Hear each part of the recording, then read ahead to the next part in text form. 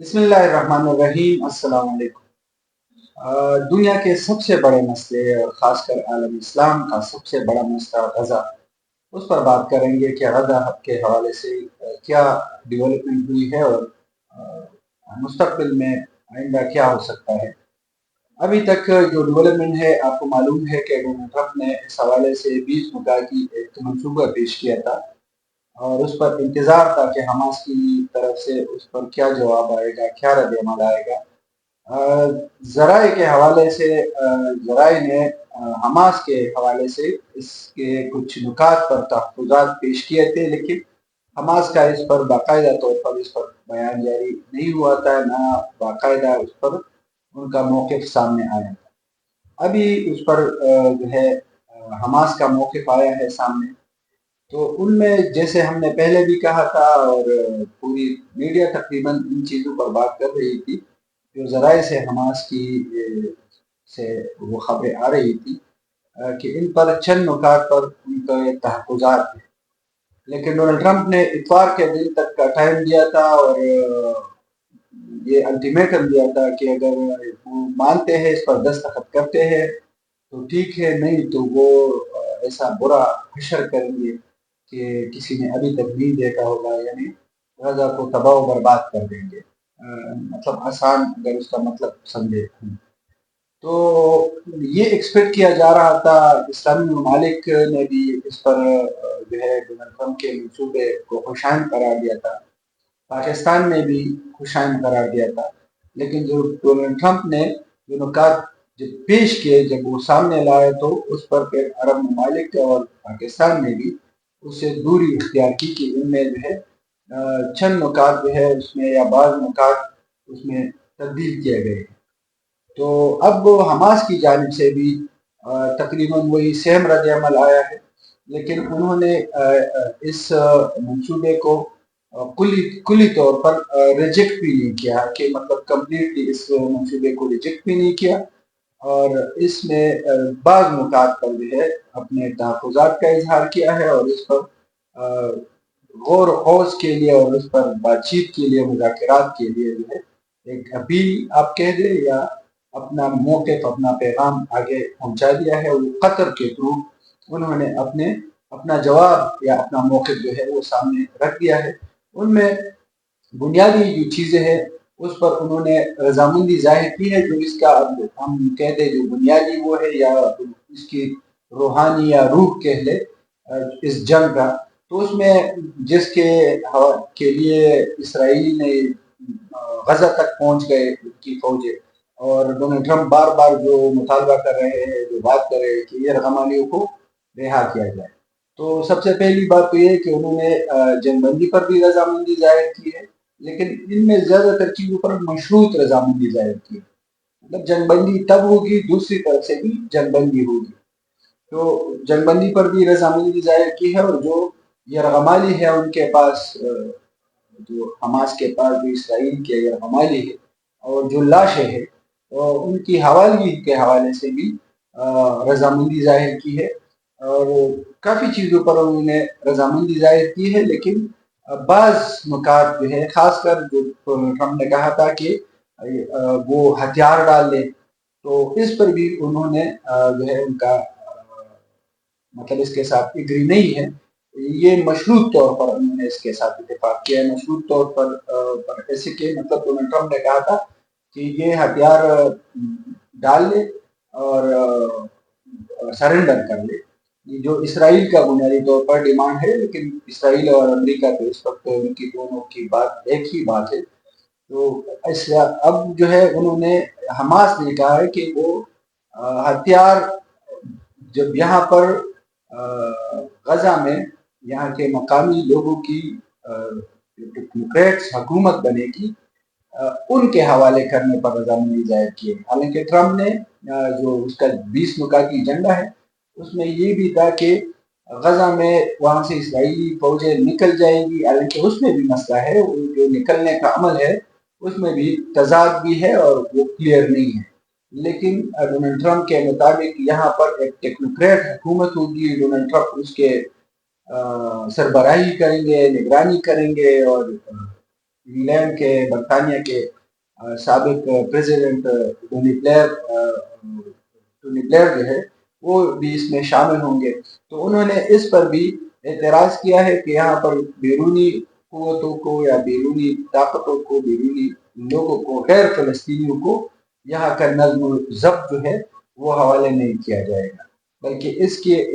بجائے جو فلسطینی عوام ہیں، وہاں کے جو لوگ ہیں، جو مقامی ہیں، وہاں کی ٹیکنوکریٹس جو ہے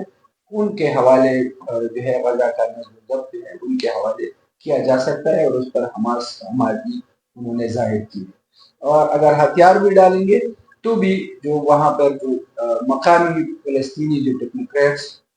نظم و ضبط جو سنبھالیں گے ان کے حوالے کریں گے، لیکن اس کے لیے بھی لازم ہوگا کہ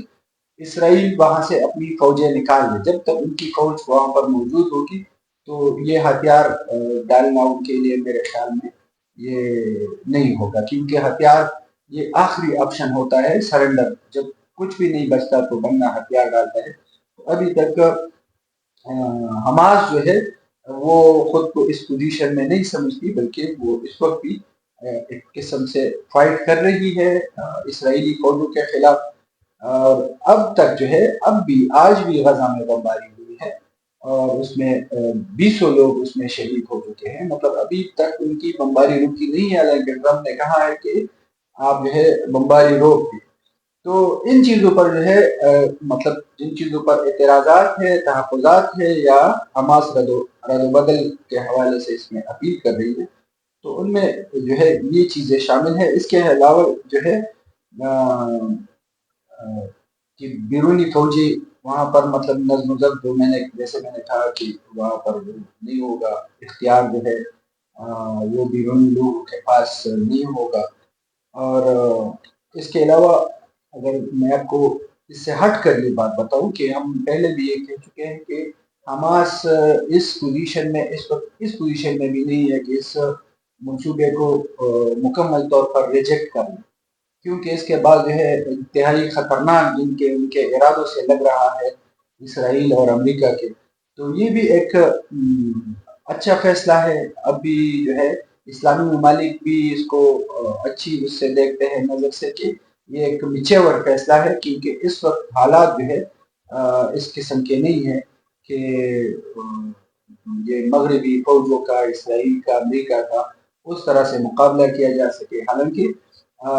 ہمارے لوگ تو چونکہ وہ ان کا ایمانی جذبہ، وہ ان سے محبت اور ان پہ جو ظلم ہو رہا ہے اس کی وجہ سے عام لوگ اور مسلمان تو یہی سمجھتے ہیں اور یہی کہتے ہیں کہ اسلامی ممالک کو سب کو اکٹھا ہو کر اس کے خلاف لڑنا چاہیے، سب کو ایک ساتھ ہو کر پھر یہ کچھ نہیں کر سکتے. حالانکہ یہ ماضی میں تقریباً 3 جنگیں ایسی ہوئی ہے کہ عرب ممالک سب اکٹھے ہو کر اسرائیل کے خلاف لڑے ہیں، لیکن کامیابی ان کو نہیں ملی. تو اب تو امریکہ اور اسرائیل وہ دفاعی لحاظ سے، جنگی لحاظ سے تو اور بھی بہت آگے جا چکے ہیں. تو اس موقع پر اس ایسے حالات میں جو ہے جو ماہرین ہے، جو سمجھتے ہیں ان حالات کو، تو ان کے خیال میں اس وقت جو ہے معاہدہ اور پرامن طریقے کے ساتھ. اور دوسری بات یہ ہے کہ یہ تو یہاں پر لوگ جو ہے وہ ایسے سمجھتے ہیں یا کہتے ہیں، یا ان کے مطلب ان کا جی چاہتا ہے کہ بس وہاں پر سارے مسلمان ممالک وہاں پر جا کے اور یا یہ منصوبہ نہ مان کر لڑتے رہے. تو یہ تو یہاں پر بیٹھ کر یہ باتیں کرنا تو بہت آسان ہے، لیکن غزہ میں کیا ہو رہا ہے اگر وہاں پر خود کو مطلب دیکھ لے کہ بندہ وہاں پر خود موجود ہو تو کس طرح کا مطلب سین ہوگا، بندے کا ذہن کیا کہے گا، کیا ہونا چاہیے. تو وہاں پر ہم نے دیکھا روزانہ کی بنیاد پر پورے پورے گھر اجڑ رہے ہیں، کسی کے بچے ہیں وہ یتیم ہو رہے ہیں، خواتین بیوہ ہو رہی ہے، لوگوں کے مطلب ان کے سامنے جو ہے روزانہ کی بنیاد پر ان کے پیارے شہید ہو رہے ہیں حملے میں، اور کس طرح وہاں پر بھوک افلاس کا عالم ہے. امدادی وہ جو امداد ہے، خاص کر انسانی امداد، وہ بھی روک دی گئی ہے. اس پر بھی ایک تھوڑا سا اس کا بھی ذکر کریں گے کہ جو گلوبل سموتھ فوٹیلا جو روانہ ہوا تھا، جن میں تقریباً 40 سے زائد ممالک کے جو رضاکار تھے، ان میں ڈاکٹر تھے اور امدادی سامان تھا، اس میں صحافی بھی تھے، زیادہ تر خوراک، میڈیسن اور یہ چیزیں تھیں۔ تو اس سے ایک اور بات بھی جو ہے اب یہاں پر واضح ہو جاتی ہے، کیونکہ اسرائیل تو خود تسلیم نہیں کرتا کہ وہ جینوسائیڈ کر رہا ہے، مطلب نسل کشی کر رہا ہے، لیکن دنیا کہہ رہی ہے، اور اس کے لیے وہ تو جواز بنا رہا ہے کہ حماس نے اٹیک کیا تھا اسرائیل پر، اور اس کے بدلے میں وہ اب جو ہے یہ سب کچھ اس کے بدلے میں ہو رہا ہے۔ لیکن چونکہ دنیا میں یہ اور بین الاقوامی قوانین ہے کہ مطلب آپ خوراک اور امداد کو نہیں روک سکتے، تو اب اس جو جو فلوٹیلا گیا ہے وہاں پر، جو عالمی قافلہ گیا ہے وہاں پر، جو استقامت کا قافلہ سمجھا جاتا ہے، تو اس سے ایک اور بات عالمی نظروں میں بھی آ جائے گی، اور کم از کم ایک اخلاقی اور قانونی جواز ان کو ایک اور مل گیا ہے اس سے۔ حالانکہ یہ لوگ کہتے تھے کہ چلو وہ وہاں پر چلے گئے، لیکن وہاں امداد نہیں پہنچا، اسرائیل کے فوج نے ان کو اریسٹ کر لیا اور ان کو واپس بھیج رہے، اور جو امداد تھا وہ بھی غزہ نہیں پہنچ سکا۔ لیکن ایک بات جو ہے، ایک پیغام تو دنیا کو پہنچ گیا کہ سوری کہ وہ اگر کہہ رہا تھا کہ ہم نسل کشی نہیں کر رہے ہیں، تو اب اس سے یہ ثابت ہو گیا ہے، کیونکہ عالمی قوانین کے مطابق جو ہے آپ کسی کا خوراک، امداد، میڈیسن، یہ چیزیں جو مطلب جو غیر مسلح ہو، ان کے پاس کوئی اسلحہ وغیرہ نہ ہو، تو آپ وہ نہیں روک سکتے۔ یہ ایک جرم، انسانی جرم تصور کیا جاتا ہے عالمی قوانین کے مطابق۔ تو ایک یہ ان پر جو ہے یہ بھی ثابت ہو گیا کہ وہ عالمی قوانین